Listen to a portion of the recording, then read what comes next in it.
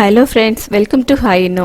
இன்றைக்கி நம்ம மாம்பழம் வச்சு சூப்பரான ஒரு குல்ஃபி ஒன்று எப்படி செய்கிறது அப்படிங்கிறத பார்க்கலாம். இது மாம்பழம் சீசனுங்கிறதுனால நம்ம இன்றைக்கி மேங்கோ குல்ஃபி எப்படி செய்கிறது அப்படிங்கிறது பார்ப்போம். அதுக்கு 3 பொருள் தாங்க தேவை. நம்ம வீட்டில் எப்பயுமே இருக்கக்கூடிய பொருள் தான் பால், சர்க்கரை, மாம்பழம். இது 3 மட்டும்தான். இதை வச்சு எப்படி செய்கிறதுன்னு பார்க்கலாம். இப்போ தான் ஃபஸ்ட் டைம் பார்க்குறீங்கன்னா மறக்காமல் சப்ஸ்கிரைப் பண்ணிக்கோங்க. பக்கத்தில் இருக்கிற பெல் பட்டனையும் ப்ரெஸ் பண்ணிக்கோங்க.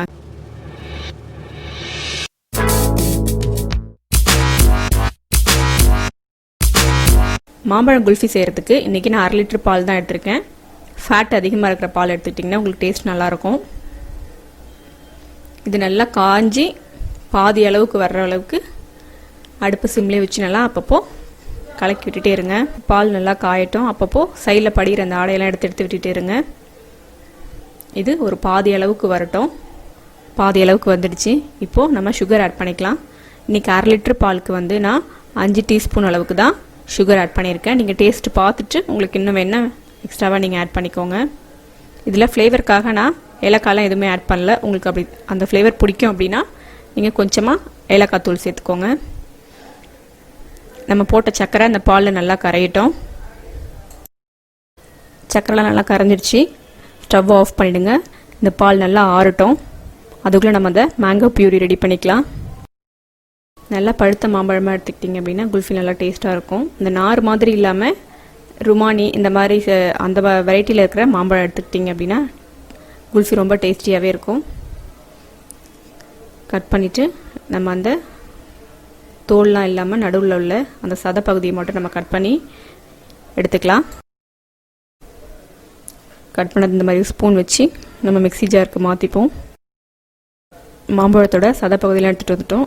இதை நல்லா ஃபைன் பேஸ்ட்டாக அரைச்சிட்டு வந்துடுங்க. கொஞ்சம் தண்ணியெலாம் விட தேவையில்லை. இந்த திப்பியாக இல்லாமல் நல்லா மையை அரைச்சிடுங்க.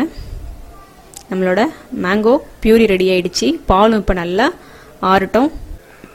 பால் நல்லா ஆறிடுச்சு. இப்போ நம்ம அரைச்சி வச்ச அந்த மேங்கோ பியூரி அதோட சேர்த்துக்கலாம். சேர்த்து நல்லா மிக்ஸ் பண்ணிக்கோங்க.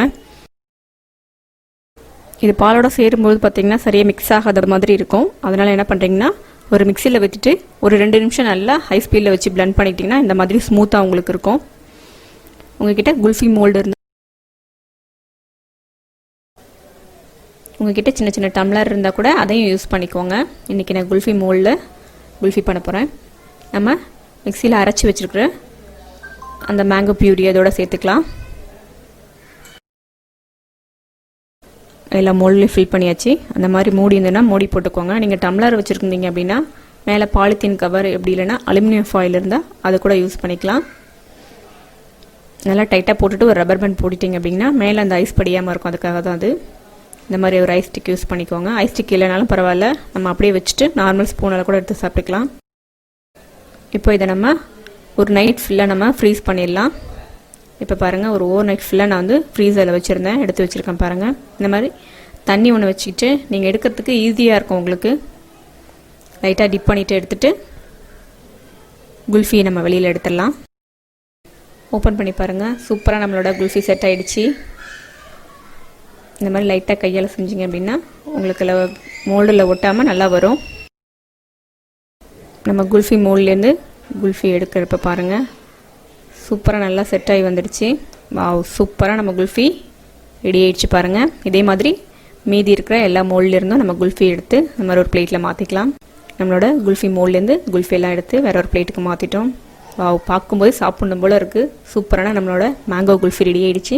நீங்களும் அதை ட்ரை பண்ணி பாருங்கள். எப்படி இருந்ததுன்னு உங்களோட கமெண்ட்ஸை கமெண்ட் பாக்ஸில் சொல்லுங்கள். இந்த வீடியோ பிடிச்சிருந்தேன்னா லைக் பண்ணுங்கள், ஷேர் பண்ணுங்கள். இன்னொரு சூப்பரான ஒரு ரெசிபியோடு உங்களை நான் மீட் பண்ணுறேன். தேங்க்யூ.